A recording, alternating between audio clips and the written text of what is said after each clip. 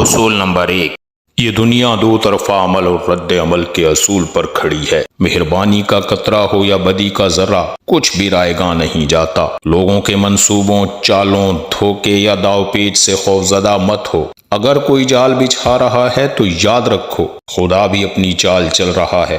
وہ سب سے بڑا اور بہترین منصوبہ ساز ہے۔ خدا کے علم میں آئے بغیر پتہ تک نہیں ہلتا۔ بس اس پر یقین کامل رکھو، خدا جو کچھ بھی کرتا ہے وہ حسن و خوبی سے کرتا ہے۔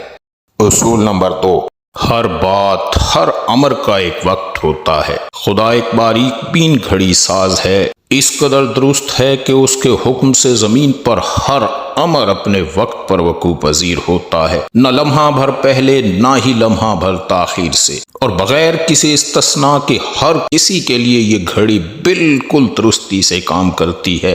ہر کسی کے لیے محبت کا ایک مخصوص وقت ہوتا ہے اور موت کا ایک وقت مقرر ہے۔ اصول نمبر 3، خود سے یہ پوچھنا کہ کیا میں زندگی کے اس ڈگر پر بدلنے کے لیے تیار ہوں جو میں جی رہا ہوں؟ کیا میں اندر سے بدلنے کے لیے تیار ہوں؟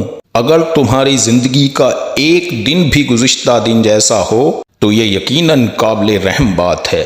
ہر لمحے اور ہر نئی سانس کے ساتھ کسی کو تجدید کرنا اور تجدید نو کرنا چاہیے۔ نئی زندگی میں جنم کا صرف ایک طریقہ ہے، موت سے پہلے مرنا۔